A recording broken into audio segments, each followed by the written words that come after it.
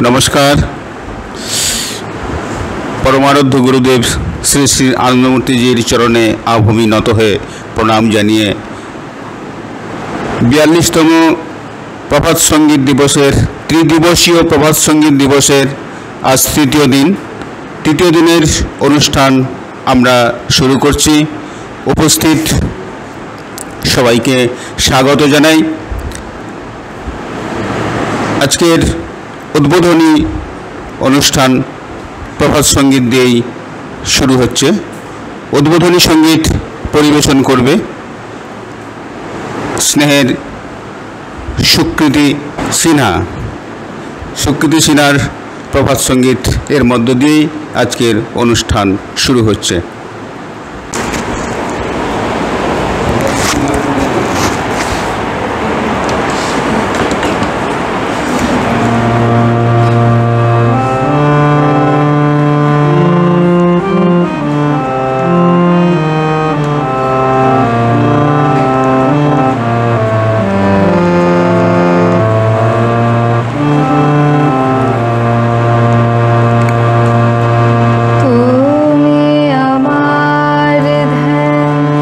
তুমি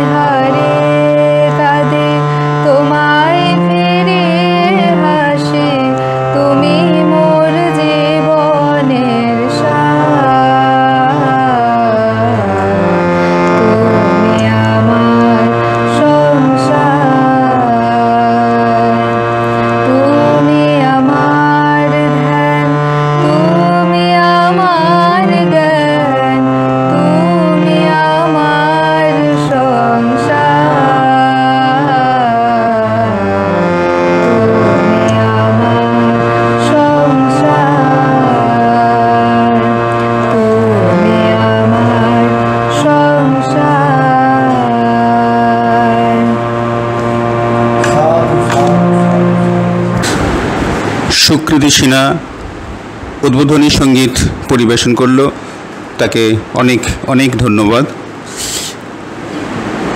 42তম প্রভাত সঙ্গীত দিবস উদযাপিত হচ্ছে। ত্রিদিবসীয় অনুষ্ঠানের আজ অন্তিম দিন। সকালে শুরু হয় আমাদের আলোচনা সভা। আজকের আলোচনা সভায় প্রথম বক্তা হিসেবে মঞ্চে আসছেন মাননীয়া ডক্টর সুমিত্রা খাঁ। দিদিকে মঞ্চে আসার জন্য আহ্বান জানাচ্ছি।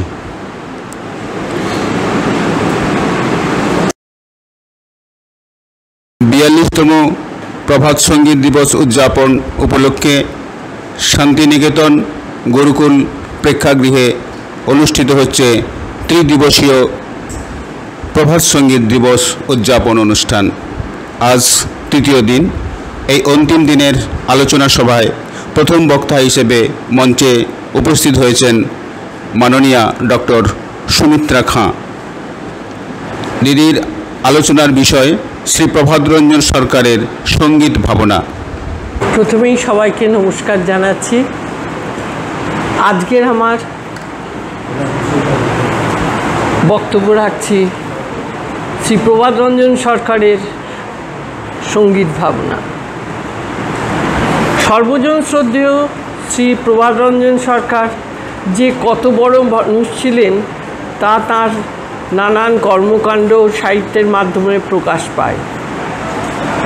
তিনি যেমন একাধারে সুরকার, গীতিকার, সাহিত্যিক, পরিবেশবিদ, তেমনি প্রাণীবিদ্যার, পদার্থবিদ্যার, সামাজিক চিন্তাধারার ও মানবিকতার এক উজ্জ্বলতম দৃষ্টান্ত। তাঁর নৃত্য ও সঙ্গীত ভাবনা ও সঙ্গীত জগৎ এক উজ্জ্বলতম দৃষ্টান্ত। তাঁর সঙ্গীতের জ্ঞান ভাণ্ডার থেকে কিছু সঞ্চয় করে এখানে নিবেদন করছি তাঁরই পদতলে। এই আমার গঙ্গা জলে গঙ্গা পূজা। তিনি বলেন, সবাই জানে যে বিশ্বে সঙ্গীত শাস্ত্রের আদি গুরু, আদি প্রবক্তা হলেন সদাশিব। সেই সদাশিবই আবার আয়ুর্বেদেরও প্রবক্তা। নৃত্যের, গীতের, বাদ্যের ও আরও অনেক কিছুর প্রবক্তা তিনি। শুধু তাই নয়, তার সঙ্গে শ্বাসের আগমন নির্গমনের, নিঃশ্বাস প্রশ্বাসের সঙ্গেও নৃত্য, গীত ও বাদ্যের কী সম্পর্ক তাও নিরূপণ করে দিয়েছিলেন, যাকে বলা হয় স্বরশাস্ত্র। গীত, বাদ্য, নৃত্য এই তিনের মিলিত নাম হলো সঙ্গীত। গৈ ধাতুর ত প্রত্যয় করে গীত শব্দ নিষ্পন্ন হয়। সঙ্গীত, যার প্রথম চরণ, প্রথম অংশের নাম গীত। গীত হচ্ছে এমন একটা জিনিস যা স্থূল জগতের মধ্যে রয়েছে, কিন্তু যার তরঙ্গটা বারবার মানস জগতের ভেতরে এসে পড়েছে। আর মানস জগৎটা হচ্ছে কিনা চিত্তানুসৃষ্ট জগৎ। তার মধ্যে ঠিক সেই ধরনের ভাব তরঙ্গ উত্থিত হচ্ছে, যা শেষ পর্যন্ত সরলরেখাকারে গিয়ে আত্মাকে ছুঁচ্ছে, আত্মাকে স্পর্শ করছে। এখন আত্মাকে স্পর্শ করতে গেলে যেমন গীতের মধ্যে ছন্দ থাকবে, সুর থাকবে, তার সঙ্গে সঙ্গে তার মধ্যে ভাবও থাকবে। সুতরাং ভাব বর্জিত হলে সঙ্গীতের মাধুর্য সম্পূর্ণ হতে পারে না। তাই গীতকে ভাবযুক্ত হতে হবে। এর সঙ্গে তিনি যোগ করলেন বাদ্য ও নৃত্য। তিনি সুন্দর উপমা সহকারে বলেন, সঙ্গীতকে অর্থাৎ নৃত্য, গীত, বাদ্যকে প্রাচীনকাল থেকে মহাপুরুষেরা উৎসাহ দিয়ে এসছেন। ইতিহাসেও দেখা যায় মহর্ষি নারদ বীণাও বাজাচ্ছেন, গানও গাইছেন, আবার নাচছেনও। খুব আধুনিক যুগে মহাপ্রভু চৈতন্যদেবও এই তিনটিকে উৎসাহ দিয়েছিলেন। তিনি বলেছিলেন, এই যে গান, এর ভাবটা হবে এমন যা প্রত্যক্ষভাবে পরম পুরুষ সংক্রান্ত আর প্রত্যক্ষভাবে পরম পুরুষ সংক্রান্ত যে গান সেইটারই নাম দেয়া হয়েছে কীর্তন। আবার যে প্রত্যক্ষভাবে পরম পুরুষ সংক্রান্ত কিন্তু একটা আইডিয়াকে নিয়ে চলছে, না না অনেকগুলো আইডিয়াকে নিয়ে ঘুরে ফিরে একটা আইডিয়াতে আসছে, এই ধরনের যে ঈশ্বর বিষয়ক গান তাকে বলে ভজন। ভজন আর কীর্তনের এইটি হলো মূলগত পার্থক্য।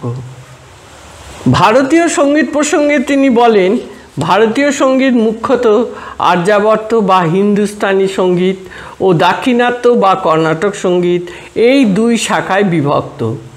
একই ধরনের রাগ রাগিণীকে আশ্রয় করে বিভিন্ন প্রজাতির অভিব্যক্তি হলো এই দুই শাখার মূল ধর্ম। এর মধ্যে আবার বিভিন্ন ঘরানা আছে, অর্থাৎ এক একটা মানুষ এক একটা বিশেষ ধরনের তার লক্ষ্য পরম পুরুষকে সন্তুষ্ট করার প্রয়াস করে গেছে। এইগুলোকে বলে এক একটা বিশেষ ঘরানা। যেমন বাংলাতে ধ্রুপদের বিষ্ণুপুরী ঘরানা রয়েছে, আবার যেমন কীর্তনের ব্যাপারে মনোহর শাহী ঘরানা, রানীহাটি, গড়ানহাটা, মন্দারণ ইত্যাদি বিভিন্ন ঘরানা রয়েছে। ঘরানাগুলো হলো বিভিন্ন রাগ রাগিণীকে আশ্রয় করে মনের নিজের বিশিষ্ট মনোভাবকে সামনের দিকে ঠেলে দেওয়া। গীতে যেমন ভাব রয়েছে তার সঙ্গে ছন্দও রয়েছে, সুরও রয়েছে, কিন্তু সে ভাবাশ্রয়ী। বাদ্য কিন্তু সে ধরনের ভাবাশ্রয়ী নয়। বাদ্য কী করবে না, মনকে তরঙ্গায়িত করে সোজাসুজি চিত্তানুকে তরঙ্গায়িত করবে ও ভাবের সঙ্গে সে সমন্বয় রেখে চলবে। বাদ্যের যদি এই ভাবের সমন্বয় রাখার ধর্মটা ফুরিয়ে যায় তাহলে বাদ্যের আর মূল্য থাকবে না। তিনি নৃত্য বিষয়ে এমনই পারদর্শী ছিলেন তা তাঁর লেখনীতেই প্রকাশ পায়। নৃত্য জিনিসটা হলো মানসিক ভাবকে ভাষায় সাহায্য না নিয়ে অভিব্যক্ত করা ছন্দ মুদ্রার মাধ্যমে। পাশ্চাত্য দেশীয় নৃত্য মুখ্যত ছন্দের মাধ্যমে নিজেকে অভিব্যক্ত করে, তাই সেখানে ছন্দ মাধুর্যটা একটু বেশি থাকে। কিন্তু প্রাচ্য নৃত্য ছন্দ ও মুদ্রা দুয়েরই সাহায্য নিচ্ছে, আর তার ছন্দগত বৈশিষ্ট্য ছান্দসিক বৈশিষ্ট্যের সঙ্গে মুদ্রা যুক্ত থাকার ফলে মুদ্রা এত বেশি উন্নত হতে পেরেছে। যেমন কাউকে কিছু দিতে যাচ্ছে এক বিশেষ মুদ্রায়, সেটা দেয়া হলো যার নাম সম্প্রদান মুদ্রা। তেমনি রয়েছে প্রক্ষেপ মুদ্রা, এমন আরও অজস্র মুদ্রা আছে। যেমন থেমে যাও বললে আর এক ধরনের মুদ্রা হলো। এই কথাটাই বিভিন্নভাবে মুদ্রা দ্বারা প্রকাশ করে যেতে পারে, অর্থাৎ ভাষার সাহায্য না নিয়েই নিজেকে ব্যক্ত করা।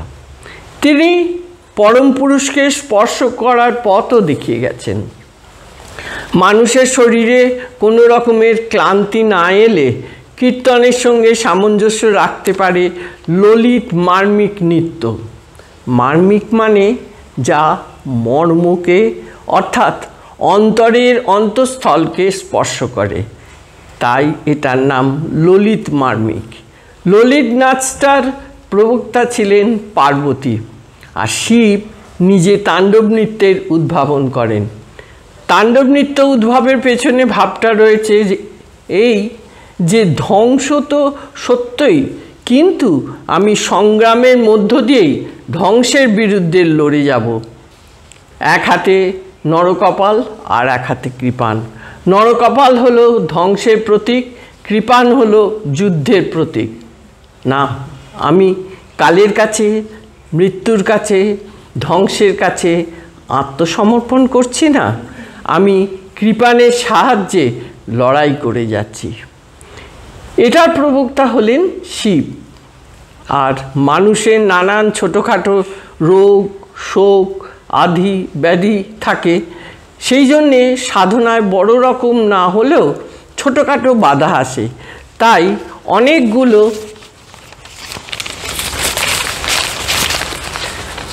এই ধরনের শরীর সংক্রান্ত বাধা, টুকটাক ব্যাধি, লিভারের অসুখ, এগুলো সাধনায় অনেক সময় অল্প স্বল্প বাধা দেয়। এই বাধার বিরুদ্ধে লড়াই করবার জন্য আমি 6 সেপ্টেম্বর 1978 কৌশিকী নৃত্যের আবিষ্কার করেছি। এটা 22টা রোগের ওষুধ। এইগুলো হচ্ছে জাগতিক সন্তুলনের ভিতর দিয়ে মানুষের মর্মকে, অর্থাৎ এক্টোপ্লাজমিক স্টাফকে নাড়া দেয়, তাকে আন্দোলিত করা ও তাকে শেষ পর্যন্ত একটা বিন্দুতে পর্যবসিত করা, পরম পুরুষকে স্পর্শ করা। নমস্কার। ধন্যবাদ। সাধু সাধু সাধু।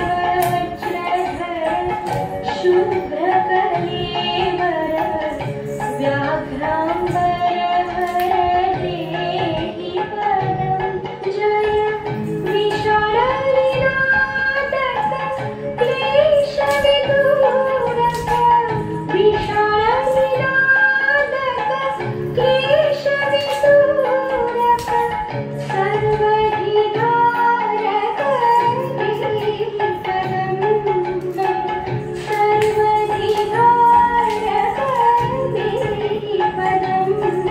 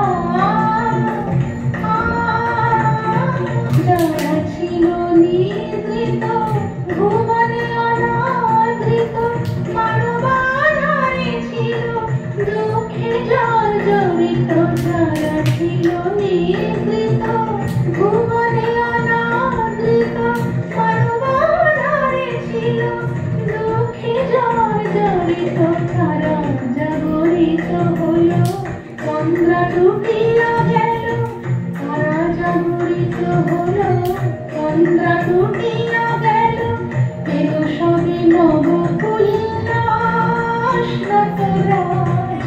অনেক দিনের পরে আজ এসেছ, অনেক দিনের পরে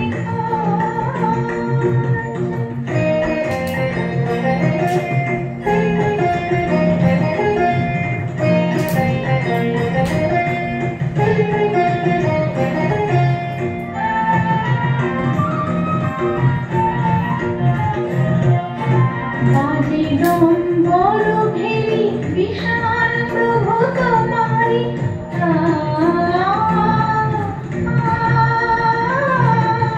বাজে ডম্বর ভেরি বিশাল প্রভু তোমারি, ওঠে জয় ধ্বনি তব দিগ বলয়ে ঘেরি। বাজে ডম্বর ভেরি বিশাল প্রভু তোমারি, ওঠে জয় ধ্বনি তব দিগ বলয়ে ঘেরি।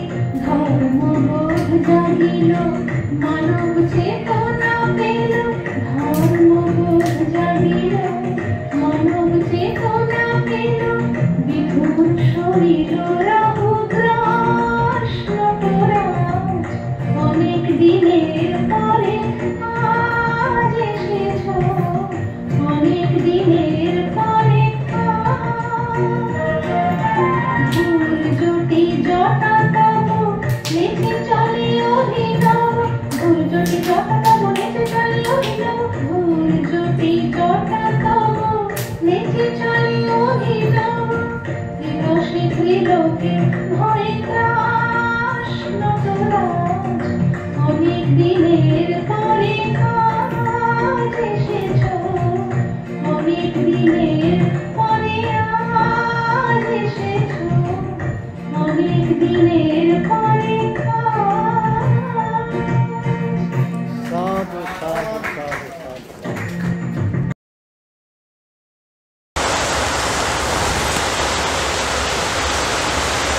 নমস্কার। হ্যাঁ, যে বিষয়টি নিয়ে আমি বলবো তার বিস্তৃতি এতটাই বেশি, এতটাই ব্যাপক যে অল্প সময়ের মধ্যে সেটাকে তুলে ধরা খুবই কষ্টকর বিষয়।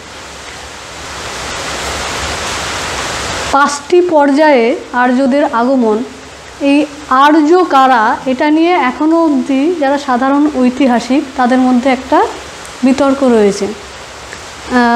অনেক আগে থেকেই এটা আমাদের জানা যে আর্যরা বহিরাগত, কিন্তু এই সম্প্রতি কিছু ঐতিহাসিক এটা প্রমাণ করার চেষ্টা করছেন যে হয়তো আর্যরা বহিরাগত নন, তারা ভারত থেকে আর্যদের সংস্কৃতি বাইরের দিকে ছড়িয়ে গিয়েছিল। কিন্তু শ্রী প্রভাতরঞ্জন সরকার খুব দৃঢ়ভাবেই বলেছেন, শুধু বলেননি, তিনি যেন আর্যদের আগমন স্বচক্ষে দেখেছেন, এমনভাবে উপস্থাপিত করেছেন যে আর্যরা কিভাবে ধাপে ধাপে বিভিন্ন দেশের ভেতর দিয়ে ভারতবর্ষে এসেছে। কিভাবে এসেছেন, কোন দেশ হয়ে এসেছেন, সেই দেশের ভেতর দিয়ে তারা কি পেয়েছেন তার উল্লেখ তাদের যে গ্রন্থ বেদ তাতে রয়েছে। এবং সেটা দেখেই শ্রী প্রভাতরঞ্জন সরকার, আমাদের পরমারাধ্য গুরুদেব, তিনি উল্লেখ করেছেন যে আর্যরা বহিরাগত এবং বিশেষ করে মধ্য এশিয়ার উত্তরাংশ থেকে তারা ভারতবর্ষে এসেছেন। এখন যেটা কাস্পিয়ান সাগরের উত্তর দিক, স্টেপ তৃণভূমি, সেই অঞ্চলে আর্যরা প্রথম অবস্থায় তাদের বাসস্থান ছিল। আর্যরা ছিলেন স্বভাবে যোদ্ধী জাতি এবং তাদের দেহ বৈশিষ্ট্যের দিক থেকে তারা ছিলেন গৌরবর্ণ এবং দীর্ঘকায়। এই যে অঞ্চলে তারা বসবাস করতেন সেই অঞ্চল ছিল প্রাকৃতিক দিক থেকে প্রতিকূল, অর্থাৎ যেহেতু উত্তর মেরুর কাছাকাছি, তাই এখানে বছরের বেশিরভাগ সময় এখানে তুষার ঝঞ্ঝা বয়ে যেত। প্রথম পর্যায়ে তারা পশু শিকার করতেন, তারপরে তারা পশু পালক হলেন তারপরে এই পশুপালক পর্যায়ে তুষার ঝঞ্ঝায় প্রতিকূল পরিবেশে তাদের যখন খাদ্য সংগ্রহ আরও দুর্বিষহ হয়ে উঠল, তখন তারা 3টি শাখায় বিভক্ত হয়ে বিভিন্ন দিকে পরিব্রাজন করলেন খাদ্যের সন্ধানে। একটি শাখা গেল পশ্চিম দিকে পূর্ব ইউরোপে, আরেকটি শাখা কাস্পিয়ান সাগরের দক্ষিণ দিকে যে আনাতোলিয়া মালভূমি সেদিক থেকে চলে এলো ইরানে, এবং আরেকটি শাখা ব্যাকট্রিয়া অঞ্চল অর্থাৎ তাজিকিস্তান, কাজাকস্তান, আফগানিস্তান এই অঞ্চল হয়ে ভারতবর্ষে প্রবেশ করলো। মানে আমরা বলতে পারি যে দুটো শাখা, একটা ইরান থেকে আর একটা এই ব্যাকট্রিয়া অঞ্চল থেকে আর্যরা ভারতবর্ষের দিকে প্রবেশ করলো। এই প্রবেশের তারা যে বাইরে থেকেই এসেছে তার প্রমাণ হিসাবে শ্রী প্রভাত রঞ্জন সরকার বলেছেন যে যখন তারা ইরানের মধ্য দিয়ে আসছেন তখন ইরানের যারা আদিবাসী অর্থাৎ অ্যাসিরিয়ার যারা বাসিন্দা অসুর, তাদের কাছ থেকে তারা কিন্তু গমের চাষ বা গম সম্পর্কে জানতে পারছেন। তার আগে যাযাবর আর্যরা কিন্তু শুধুমাত্র জবের সঙ্গে পরিচিত ছিল, তারা না পরিচিত ছিল ধানের সঙ্গে, না পরিচিত ছিল গমের সঙ্গে। তাই এই ইরানে এসেই তারা প্রথম গমের সঙ্গে পরিচিত হলেন। গমের নাম কিভাবে এসছে? গম গোধূম্র থেকে গহুম থেকে গেহু, এইভাবে থেকে গম। তিনি আরও বললেন যে এই ইরানে এসে তারা শুধু গমের সঙ্গে পরিচিত হলো তাই নয়, তারা কিন্তু ধান সম্পর্কেও জানতে পারলো, কিন্তু ধানের ব্যবহার জানতে পারলো না। অর্থাৎ ধান শস্যটাকে তারা চিনল, কিন্তু ধান থেকে কিভাবে ভাত তৈরি করতে হয়, ভাত খেতে হয়, সেটা তারা জানতে পারলো না। ইরান থেকে তারা আফগানিস্তান এবং ব্যাকট্রিয়া থেকে আফগানিস্তান হয়ে ভারতবর্ষে প্রবেশ করলো। এর মধ্যে আমরা তিনি বলেছেন যে বেদে যে উল্লেখ আছে আর্যরা যে বেদ রচনা করেছেন তার ভাষা, তার বিষয়বস্তু, তার বাহ্যিক বর্ণনা, পরিবেশের বর্ণনা থেকেই আমরা বুঝতে পারি যে কিভাবে তারা বাইরের দেশ থেকে ভারতবর্ষে আসছেন। এর মধ্যে তিনি বলেছেন যে ঋগ্বেদ অবশ্যই ভারতের বাইরে তৈরি হয়েছে, যজুর্বেদের কিছুটা অংশ ভারতের বাইরে, কিছুটা অংশ ভারতবর্ষে তৈরি হয়েছে। এর মধ্যে তখনকার যে অংশে যজুর্বেদ তৈরি হয়েছে অর্থাৎ ইরান, আফগানিস্তান এবং এই কাজাকস্তান, এই যে অঞ্চলগুলো, এগুলো কিন্তু তৎকালীন সময়ে বিশেষ করে আফগানিস্তান, কাজাকস্তান এই অঞ্চলগুলো ভারতেরই অন্তর্ভুক্ত বলে ধরা হতো, এগুলো কিন্তু ভারতবর্ষের বাইরে ছিল না। তৃতীয় অথর্ববেদকে তিনি বলেছেন এটি পুরোপুরিভাবেই ভারতে রচিত, অর্থাৎ ভারতের পাঞ্জাব, কাশ্মীর এবং হরিয়ানা এই অঞ্চলে কিন্তু এই অথর্ববেদ রচিত হয়েছে। এবং অথর্ববেদের যে শ্লোকগুলো পাওয়া যাচ্ছে সেখান থেকে এটা স্পষ্টতই বোঝা যাচ্ছে যে অথর্ববেদের যে ভাষা সংস্কৃতি তার উপর কিন্তু অনার্যদের প্রভাব, তন্ত্রের প্রভাব রয়েছে। তিনি স্পষ্টভাবে উল্লেখ করেছেন তন্ত্রের প্রভাব রয়েছে। যেটা প্রথমেই বললাম যে বিতর্ক যে আর্যরা কি ভারতের না ভারতের বাইরের, শ্রী প্রভাত রঞ্জন সরকার বলেছেন অবশ্যই ভারতের বাইরের। আরও এখন ডিএনএ টেস্ট করে জানা গেছে যে দক্ষিণ রাশিয়ায় যে ডিএনএর মানুষদের মধ্যে যে ডিএনএর উপস্থিতি রয়েছে যার নাম হচ্ছে FM17, সেটি ভারতের উত্তরাংশের বাসিন্দা অর্থাৎ কাশ্মীর, পাঞ্জাব, হরিয়ানা এই অঞ্চলের মানুষদের মধ্যে প্রায় 35% উপস্থিতি রয়েছে। অন্যদিকে এই ডিএনএ দক্ষিণ ভারতের মানুষদের মধ্যে মাত্র 5% পাওয়া যায়। যদি ভারতবর্ষ থেকে আর্যরা বিদেশে পরিব্রাজন করতেন তাহলে কিন্তু এখানকার মানুষদের ভেতরেই এই ডিএনএ মানে বিশেষ করে দক্ষিণ ভারতের মানুষদের মধ্যে এই ডিএনএ বেশি দেখা যেত, সেটা হয়নি। তাহলে এখানে আমরা প্রমাণ নিঃসন্দেহে বলতে পারি যে বিদেশ থেকেই আর্যদের আগমন হয়েছিল।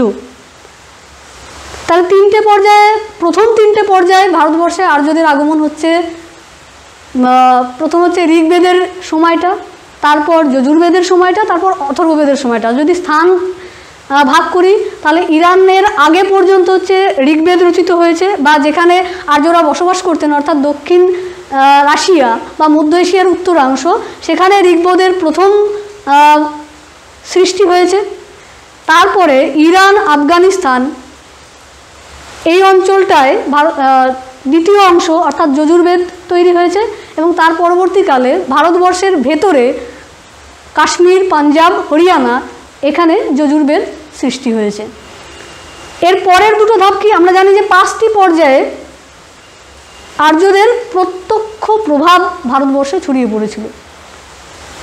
এর পরের ধাপে আর্যরা অনেক পরে, মানে এই প্রথম 3টে ধাপে কিন্তু আর্যরা খুব দ্রুত ভারতবর্ষে প্রবেশ করেছিল।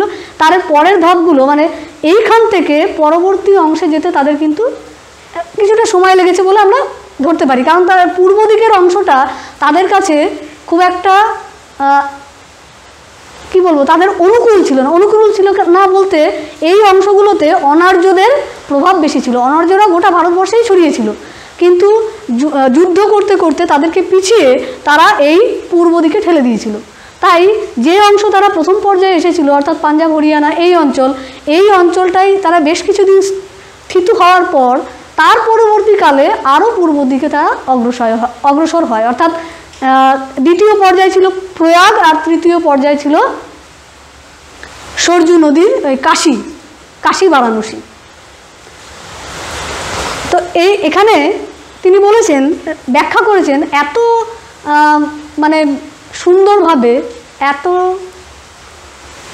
বিজ্ঞানসম্মতভাবে আর কোথাও আমরা ব্যাখ্যা পাই না আর্যদের আগমনের কথা আমরা ছোটোবেলা থেকেই ইতিহাসে পড়েছি, কিন্তু এত বিস্তৃত, এত সুন্দর এবং পর্যায়ে ভাগ করে ব্যাখ্যা, এবং তার সঙ্গে সঙ্গে কিভাবে তিনি ব্যাখ্যাটা করছেন তার যে সম্পর্ক, এটা কিন্তু একমাত্র এই শ্রী প্রভাতরঞ্জন সরকারের বাংলা ও বাঙালি বইতেই উল্লেখ করা আছে। তাহলে চতুর্থ পর্যায়ে প্রয়াগ পর্যন্ত আর্যদের আগমন ঘটল। প্রয়াগ যেখানে যমুনা নদী গঙ্গা নদীতে এসে মিশছে। তার আগে তিনি এটাও বলেছেন যে ভারতবর্ষে সরাসরি, যেটাকে আমরা ভারতভূমি বলছি এখন, তার মধ্যে প্রবেশ করে আর্যরা কিন্তু প্রথম কাশ্মীরের পার্বত্য অঞ্চলে তাদের প্রভাব বিস্তার করেছিলেন, এবং সেখানকার যারা আদিম অধিবাসী কশ বা খস, তাদেরকে পরাজিত করে তারা সেখানে তাদের বসতি স্থাপন করেছিলেন। এই কশ বা খস এদের নাম থেকেই কিন্তু অঞ্চলটার নাম হয়েছিল কশমেরু বা কাশ্মীর, বা পরবর্তীকালে আমাদের কথ্য ভাষায় কাশ্মীর। এবং তার এই কাশ্মীরের দক্ষিণ দিকে যে অঞ্চলটা রয়েছে অর্থাৎ দক্ষিণ কাশ্মীর, সেখানে আর্যরা গোলাকার পাথর দেখতে পেয়েছিলেন। সেই পাথর থেকে, মানে গোলাকার পাথর বলতে অনেকটা দেখতে অনেকটা জামের মতো, তাই তার নাম দিলেন জম্বুদ্বীপ, পরবর্তীকালে জম্মু। তাহলে এই যে ব্যাখ্যা, এই ব্যাখ্যা থেকে আমরা বুঝতে পারি যে এই খাইবার পাস থেকে কাশ্মীর থেকে জম্মু থেকে পাঞ্জাব, হরিয়ানা এই পথ ধরেই কিন্তু ভারতবর্ষের আর্যদের ক্রমশ বিস্তৃতি ঘটেছিল। আরও তিনি বললেন, কি করে তিনি বললেন যে এই 5টি পর্যায়ে প্রত্যক্ষ প্রভাব ঘটেছিল, তার ব্যাখ্যাও তিনি দিয়েছেন যে সরজু নদীকে আর্যরা তাদের বসতি স্থাপনের শেষ সীমা বলে ধরেছিলেন। অর্থাৎ এই সরজু নদী অতিক্রম করে গেলেই তাদের তাদের যে গৌরব, তাদের যে আত্মসম্মান, সেটা ভুলুণ্ঠিত হতো। কারণ এর অপর পারেই ছিল অনার্য ভূমি, যেখানে অনার্যদের বসবাস বেশি ছিল। অনার্য প্রভাব পড়বে বলে, অনার্যদের সঙ্গে মিশ্রণ ঘটবে বলে, তাদের সংস্কৃতি গ্রহণ করতে হবে বলে কিন্তু তারা এই সরজু নদীর অপর পারে যেতে ভয় পেতেন। তাই যারা সরজু নদী পার করত আর্যদের মধ্যে, তাদেরকে কিন্তু তারা উঁচু নজরে দেখতো না, নিচু নজরে দেখত। কিন্তু তা সত্ত্বেও, এত বিধিনিষেধ সত্ত্বেও কিন্তু পরবর্তীকালে আমরা দেখতে পাবো যে কিছু কিছু আর্য যখন তাদের সংখ্যা আরও বেড়ে যায়, তখন কিন্তু এই সরজু নদী অতিক্রম করে পূর্ব দিকে প্রবেশ করেন, এবং মিথিলা যে অঞ্চলটা, মানে তখনকার দিনে আর্যদের মধ্যে মিথি নামে একজন আর্য ছিলেন যিনি মানে নেতা টাইপের ছিলেন, যিনি এই সরজু নদীর পূর্ব পাড়ের এই অঞ্চলটা দখল করে সেখানে কৃষিকাজ শুরু করেছিলেন এবং তার নাম থেকেই অঞ্চলটার নাম হয়েছিল মিথিলা।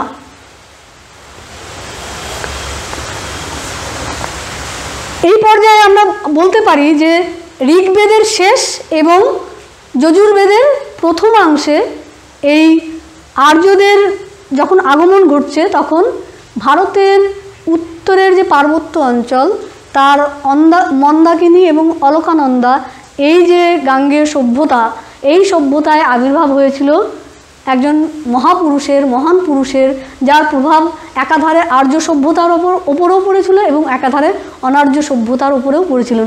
এবং আমরা বলতে পারি যে আর্য অনার্য সভ্যতার যে মিলন অনেকাংশে কিন্তু তিনিই ঘটিয়েছিলেন। তিনি হলেন মহাপুরুষ শিব। তিনি জন্মেছিলেন এক মঙ্গোলীয় আর্য পরিবারে, মানে যে পরিবারে আর্য সভ্যতারও কিছু মিশ্রণ ছিল এবং আর্য রক্তেরও কিছু মিশ্রণ ছিল এবং মঙ্গোলীয় রক্তেরও কিছু মিশ্রণ ছিল, যেটাকে তখনকার দিনে মানে মঙ্গোলীয় রক্ত মানেই সেটা অনার্য বলা চলে। আর্যরা নিজেদের জাতি ছাড়া বাকি যারাই ছিল তাদেরকেই তারা অনার্য রূপেই গণ্য করতেন।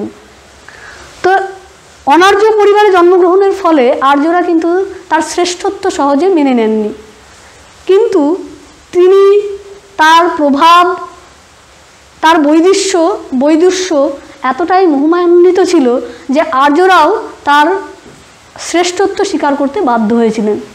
তিনি একাধারে যেমন তন্ত্রের প্রচলন ঘটিয়েছিলেন, অন্যদিকে তন্ত্র প্রচলন ঘটিয়েছিলেন বলা ভুল, তন্ত্র আগে থেকেই ভারতবর্ষে ছিল, তিনি তাকে একটা সুসংবদ্ধ রূপ দিয়েছিলেন।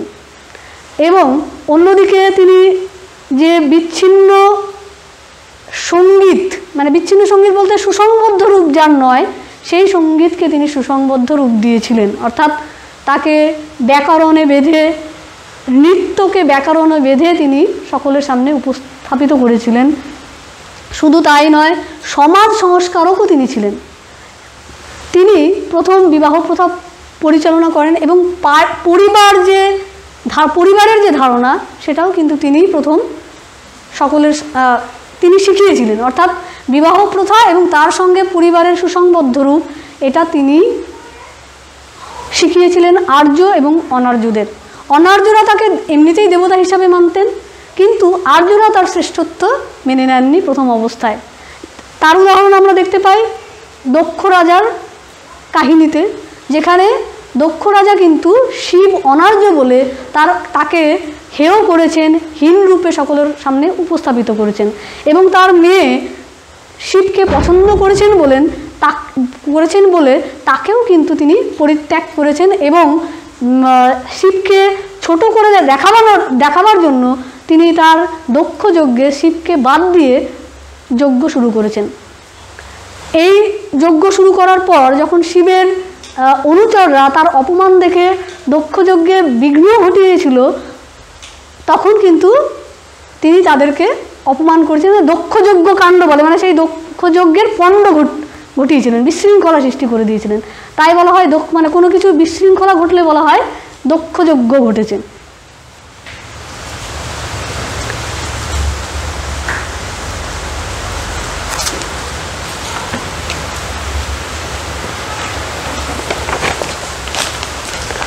আর্য এবং অনার্য সভ্যতার যে পার্থক্য আমরা দেখতে পাই, যেটাকে শিবের মাধ্যমেই আমরা বলতে পারি যে তার সংমিশ্রণ ঘটেছিল, সেই পার্থক্যগুলো কি কি?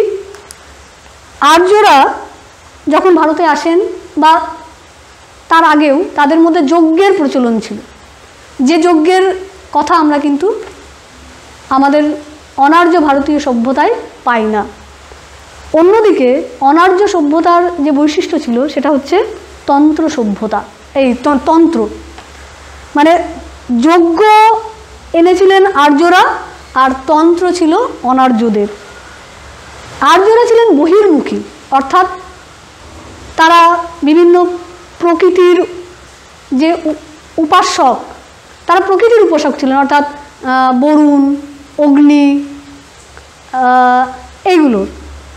অন্যদিকে যেহেতু অনার্যরা তন্ত্রের সাধনা করতেন, তাই তারা ছিলেন অন্তর্মুখী। আর্যরা সম্পদে সমৃদ্ধশালী ছিলেন না, অর্থাৎ তারা যে অঞ্চল থেকে এসেছিলেন সেই অঞ্চলটা ছিল সম্পদহীন, মানে একটা ভূমি, যেখানে খাদ্যের অভাব ছিল, যেখানে প্রতিকূল পরিবেশ ছিল। তাই তারা যখন ভারতবর্ষে এলেন, ভারতবর্ষের কৃষিকাজ, ভারতবর্ষের প্রাচুর্য দেখে তারা তার নাম দিলেন ভারত, অর্থাৎ যিনি যে ভরণ পোষণ করতে পারে। তাই সম্পদে সমৃদ্ধ ছিল অনার্যরা। আর্যরা সম্পদে সমৃদ্ধ ছিল না, অনার্যরা সম্পদে সমৃদ্ধ ছিল। কিন্তু সম্পদে সমৃদ্ধ হলেও তাদের জীবনযাপন ছিল একদম সরল এবং অনাড়ম্বর। অন্যদিকে আর্যদের যে যাগযজ্ঞ, তাতে কিন্তু বহির্মুখী যে দেখানোপনা বা কি বলবো ওটাকে, মানে সরল সহজ সাধারণ নয়, সরল অনাড়ম্বর নয়, তার মধ্যে আড়ম্বর ছিল। আর পার্থক্য কিছু ছিল ভাষায়, তাদের ভাষা ছিল উন্নত, আর আর্যদের ভাষা আর্যদের ভাষা অনার্যদের ভাষার উপর প্রভাব বিস্তার করেছিল, অর্থাৎ আর্যরা কিন্তু ডমিনেট করেছিল অনার্যদের উপরে। কিন্তু তাদের কোনো লিপি ছিল না, যে লিপি অনার্যদের ছিল, এবং যে লিপিতেই পরবর্তীকালে বেদ লিখিত হয়েছিল। আমরা জানি যে প্রথম দিকে যখন লিপি আবিষ্কার করা হলো, তখন তার অনেক পর পর্যন্ত কিন্তু মানে তার যখন লিপি আবিষ্কার হলো তখনই কিন্তু সঙ্গে সঙ্গে বেদ লিখিত হয়নি। কেন লিখিত হয়নি? কারণ তারা যেহেতু লিপিটা অনার্যদের আবিষ্কার, তারা কিন্তু তাকে সহজে গ্রহণ করতে পারেনি। অনেক পরে যখন তাদের উন্নাসিকতা কিছুটা কমলো, যারা অনেক মিশ্রণের পরে, রক্তের মিশ্রণের পরে, তারা কিন্তু ওই পশ্চিম ভারতের যে সারদা লিপি, সেই সারদা লিপিতে প্রথম বেদের লিখিত রূপ আমরা পাই।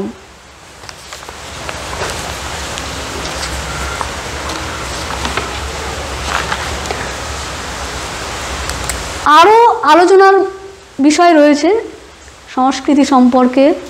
তো এই প্রথম পর্যায়ে আমার আলোচনার বিষয়বস্তু এই অবধি আমি শেষ করব। এরপরে আমরা আশা করব যে আরও নিখুঁতভাবে, আরও ডিটেলসে আমরা এই আর্য অনার্য সভ্যতার ওপর শিবের যে প্রভাব, সেটা আমরা জানতে পারবো বা জানার চেষ্টা করব। সাধু সাধু সাধু সাধু সাধু। আমাদের এই আলোচনা চক্রের শ্রেষ্ঠ বক্তা, সর্বশ্রেষ্ঠ বক্তা অমৃতা বিশ্বাস, তিনি যেভাবে একটা কঠিন বিষয়কে, অনালোচিত বিষয়কে এটা বোঝার জন্য ম্যাপ, মানচিত্র দরকার, গ্লোব দরকার, কিন্তু তিনি সেটা এমন প্রাঞ্জল ভাষায় উপস্থাপন আমাদের চোখের সামনে ভেসে উঠল। হ্যাঁ, খাইবার পাস ভেসে উঠল, যে আর্যরা ঢুকছে। তো এটা একেবারে নতুন বিষয় ইতিহাসের ক্ষেত্রে, ভূগোলের ক্ষেত্রে, সভ্যতার ক্ষেত্রে, সংস্কৃতির ক্ষেত্রে আর্য অনার্য সংঘাত বা সংঘর্ষ এর ক্ষেত্রে। তো সদাশিবের প্রসঙ্গ এসেছে, বেদগুলোর ডিমার্কেশন, লোকেশান, যে কোন পর্যন্ত ঋগ্বেদ হলো, যজুর্বেদ কোন লোকেশানে রচিত করেছেন, হ্যাঁ, তারপর অথর্ববেদ কোথায় এসে রচিত হলো। এর পরবর্তীকালে আমি রিকোয়েস্ট করছি, এই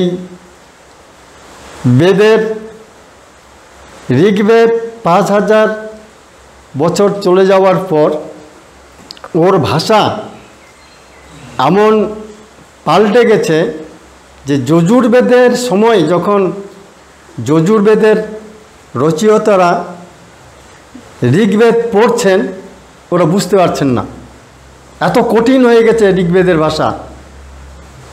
হ্যাঁ 4500 বছর আগে ঋগ্বেদ রচিত হয়েছে প্রথম দিককার।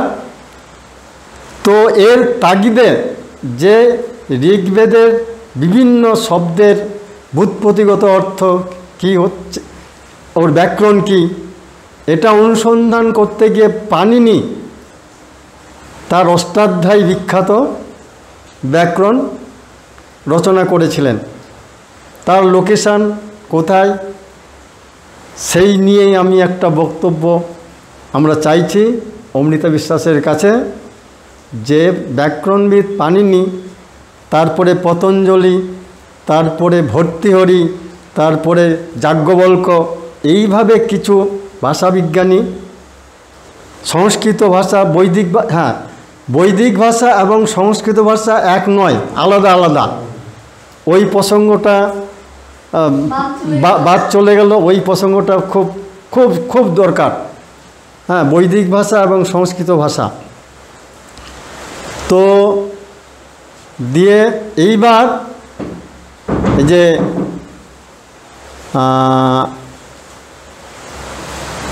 সদাশিব, নটরাজ সদাশিব যখন আবির্ভূত হলেন, আত্মপ্রকাশ করলেন, তো সময়কালটা উল্লেখ হলো না। হ্যাঁ হ্যাঁ, ওটা প্রভাতরঞ্জন সরকার ওটা বলে দিয়েছেন কত হাজার আগে কত হাজার পরে। ওই সময় একটা ইতিহাসের বক্তব্য রাখতে গেলে তার সময়টা বলতে হবে, কোন সময়কার ঘটনা, কোথাকার ঘটনা, কারা ঘটিয়েছে, স্থান কাল পাত্র, এই তিনটির একেবারে সম্পূর্ণভাবে আমাদের উপস্থাপন করতে হবে। আমরা আমাদের এই তাপসের বন্ধু, ও এখন অধ্যাপক ইতিহাসের, তো তিনি পাতিয়ালাটা কোথায়, পাঞ্জাব, পাঞ্জাব ওই আর্যদের ওটা দ্বিতীয় ধাপ বোধ হয়, না তৃতীয় ধাপ। আর জন্য যে রক্তের সম্পর্কটা বললে, যে ডিএনএ পাওয়া যাচ্ছে ওই অঞ্চলে, আর্যদের ডিএনএ হ্যাঁ বেশি পাওয়া যাচ্ছে পাঞ্জাব ওই অঞ্চলটায়। তো দিয়ে ওই পাতিয়ালায় এইবার ইতিহাস সংসদ হচ্ছে, ইন্ডিয়ান হিস্ট্রি কংগ্রেস, ভারতীয় যে ইতিহাস কংগ্রেস, তারা প্রতি বছর একটা জাতীয় সম্মেলন করে সারা ভারতবর্ষে বিভিন্ন জায়গায়। একবার বিশ্বভারতীতে হয়েছিল, আমি একবার নর্থ বেঙ্গলে গেছিলাম। তো সেখানে ইতিহাসের তিনটি পার্ট, আদি যুগ, প্রাচীন যুগ, মধ্যযুগ এবং আধুনিক যুগ। তো এই বিষয়টা হচ্ছে প্রাচীন যুগের। এই বিষয়টা কিন্তু আমাকে, তুমি প্রবন্ধটা লেখো, বাংলায় লেখো, ওটা ইংরেজি ট্রান্সলেট হবে, নভেম্বরের মধ্যে পাঠাতে হবে। ইতিহাস কংগ্রেসের যিনি আর কি সেক্রেটারি, তার কাছে পাঠাতে হবে। তিনি যদি দেখেন যে এটা বিবেচ্য, তাহলে তাদের যে সুভেনির কনফারেন্স প্রসিডিংস সেখানে ওরা ছাপাবেন এবং সেখানে বক্তব্য রাখার জন্য ডাকবেন। তো আমি মানসিকভাবে তৈরি হয়েছি, সেই যে ইতিহাস গবেষক, তাকে আমি বলেছি যে আমরা আর্টিকেল লিখছি। একটা হচ্ছে এই আর্যদের এই আগমন পর্ব, আমি এই ভাষাটাকে নিয়ে আমি একটা প্রবন্ধ আর্টিকেল ঠিক করছি।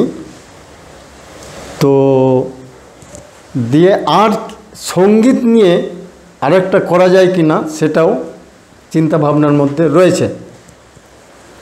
তা এখন এই পাতিয়ালায় আগামী ডিসেম্বরে, না তুমি তো এই মাসেই যাচ্ছ, তোমরা যাচ্ছ কোথায়? হরিদ্বার, হ্যাঁ হরিদ্বারে যাচ্ছে, আর পাতিয়ালা হচ্ছে ডিসেম্বরে।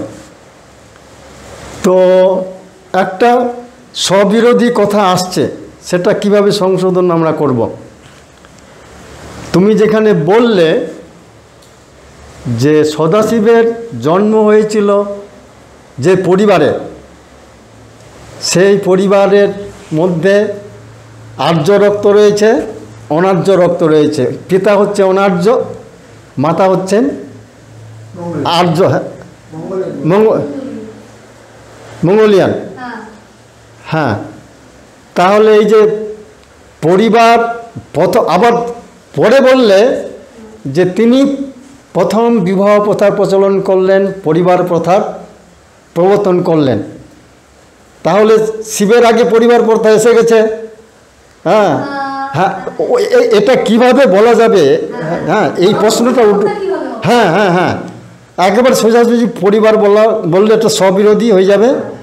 তো ওই জায়গাটা আমরা কি বলবো, এটা সবাইকে আমি বলছি, ও তোমাকে সমালোচনা করছি না। হ্যাঁ হ্যাঁ, না তুমি যা বলেছ এরপরে আমি বলতো বেস্ট স্পিকার। হ্যাঁ, তো এর আগে আমরা এটা আলোচনা করেছি, পরে করেছি। তুমি একবারে point by point, to the point, একেবারে এই যে ইয়েটা পিকচারাইজ করে দিলে একেবারে ছবির মতো সামনে। দিদি দেখলেন তো? হ্যাঁ, আর্যরা ঢুকছে একেবারে। হ্যাঁ, ইতিহাস এবং ভূগোল একেবারে। তো এই বক্তব্যটাকে আরও সমৃদ্ধ করতে হবে, এবং এটা আমাদের এই গবেষণা প্রকল্পের একটা শ্রেষ্ঠতম বক্তব্য হবে। এটা এই ক্ষেত্রেও হবে, এবং ভাষাবিজ্ঞানী প্রভাত রঞ্জন সরকারের যে অবদান, সেই ক্ষেত্রেও এটা আসবে, এই প্রসঙ্গটা আসবে। আমি অত্যন্ত খুশি হলাম, খুব খুশি হলাম যে আমরা যেরকম বক্তার জন্য অপেক্ষায় রয়েছি চাতক পাখির মতো, হ্যাঁ, যে এই বিষয়গুলো নিয়ে বর্তমান প্রজন্মের গবেষক, লেখক, কবি, সাহিত্যিকদের চাই। তো তোমার ভিতরে তুমি বিষয়টাকে ভালোবেসে ফেলছ, বাবাকে ভালোবেসেছ। তা বেস্ট মানে ইনফরমেশন, বেস্ট তথ্য, বেস্ট প্রবন্ধ, আর্টিকেল তোমার কাছ থেকে বেস্ট ভাষণ। আগামী দিনে আমরা কিন্তু প্রত্যেকটা এই সেমিনারে চাই। এটা হচ্ছে 5th, এরপরে আমরা 6th সেমিনার করব। বাবার পদার্পণ দিবস এই বীরভূমে 4 বার এসেছিলেন। তো 1980 সব শেষে 1980-তে এসেছিলেন শান্তিনিকেতনে। তো প্রথম এসেছিলেন ইন্দাসে 1957 সাল, 58 সালে আমরা, 59 সালে কিন্নাহার যাওয়ার পথে রেলগাড়ি থেমে গেল। থেমে গিয়ে বলছে এই রেলগাড়ি আর এখন চলবে না, এটা ঠিক হোক, তোমরা নামো, আমার সাথে এসো। তো পদব্রজে চলে গেলেন ফুললড়াতলা মন্দির। সেখানে বললেন যে এই দেখো, এই স্পট, যে স্পটে বসে চৈতন্য মহাপ্রভু সাধনায় বসে সিদ্ধি লাভ করেছিলেন। তো তিনি তারক ব্রহ্ম, হ্যাঁ, মহাসম্মতি হয়ে পায়ে হেঁটে হেঁটে ওই জায়গাটা দেখতে গেলেন, একটা বিশেষ গুরুত্ব রয়েছে। এবং নির্দেশ দিলেন তার সাথে যে ভক্তবৃন্দ ছিল যে তোমরা এখানে এসে মাঝে মাঝে সাধনা করবে। তো আমরা পদার্পণ দিবস কিন্নাহারে করছে, এবং সূচনা আমি গিয়ে করেছিলাম। আমরা ফুল্লড়াতলায় পদার্পণ দিবস পালিত করিনি, আমরা ফুল্লড়াতলা প্রতি বছর যাচ্ছি, সেটা হচ্ছে নববর্ষ উদযাপন করার জন্য। তো এইবার লক্ষ্মী পূর্ণিমা, একদম ডেটটা ফিক্সড, লক্ষ্মী পূর্ণিমার দিন এই ফুল্লড়াতলায় বাবা সেই ফুল্লড়াতলার যে স্পট, সেটা উনি দেখিয়ে দিয়ে গেছেন এবং নির্দেশ দিয়ে গেছেন এখানে এসে তোমরা সাধনা করবে। তো ওখানে আমাদের হ্যাঁ কোজাগরি লক্ষ্মী পূর্ণিমার দিন, হ্যাঁ এই তো এসে গেল। তো আজকে আমি মহাদেব সেন দাদাকে ওখানে আছেন, কালকে আসার কথা ছিল কিন্তু এই ঝড় বৃষ্টিতে আসতে পারছেন না। হ্যাঁ, তো তিনি গুরুদেব সম্পর্কে তার ব্যক্তিগত স্মৃতির কথা লিখেছেন শ্রী শ্রী আনন্দমূর্তিজির লীলা। তো ওই এখন লোকটার বয়স হয়ে গেছে, একে একে সবাই চলে যাচ্ছেন, কখন চলে যাবেন ঠিক নেই। তো ওনার জীবদ্দশায় তিনি যে গ্রন্থ সারা জীবন ধরে লিখেছেন, তো সেই গ্রন্থ সমালোচনার সাথে সাথে শ্রী শ্রী আনন্দমূর্তিজি বা প্রভাত রঞ্জন সরকারের সাথে তার যে কথাবার্তা হয়েছিল, দেখা হয়েছিল, সাক্ষাৎকার হয়েছিল, সেটা একটা অত্যন্ত সম্পদের জিনিস আমাদের। তো সেটার সংরক্ষণ করে রাখা দরকার।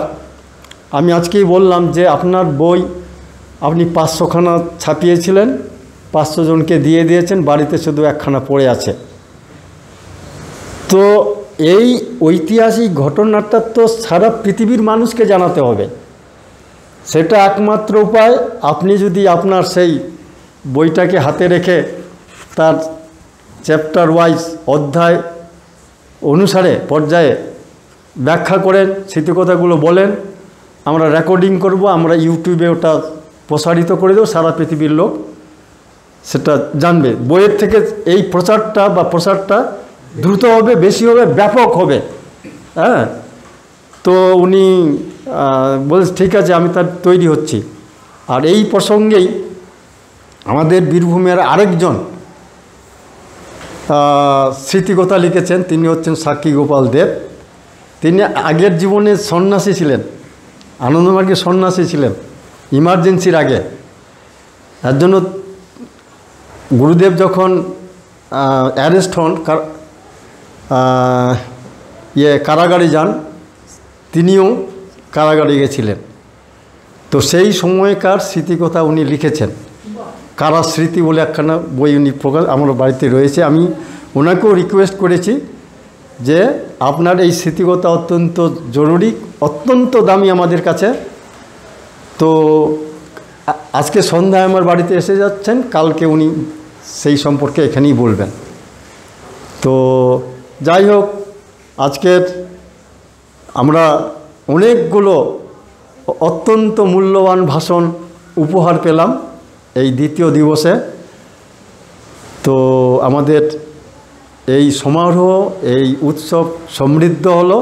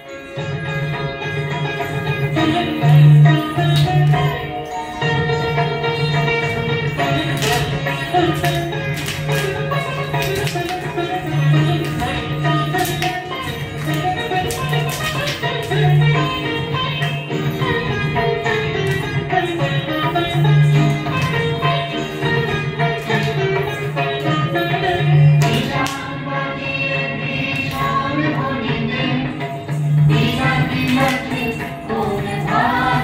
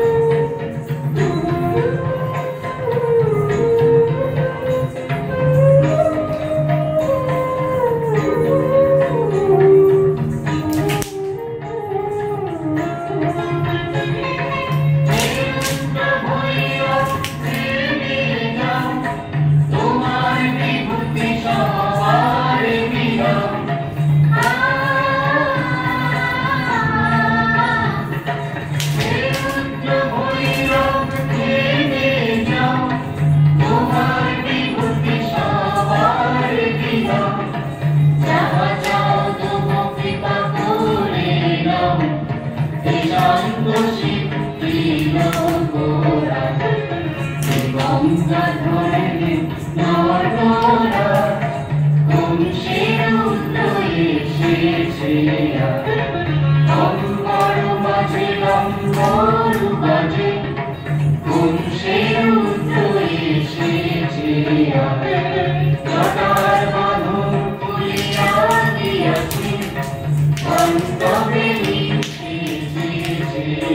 you.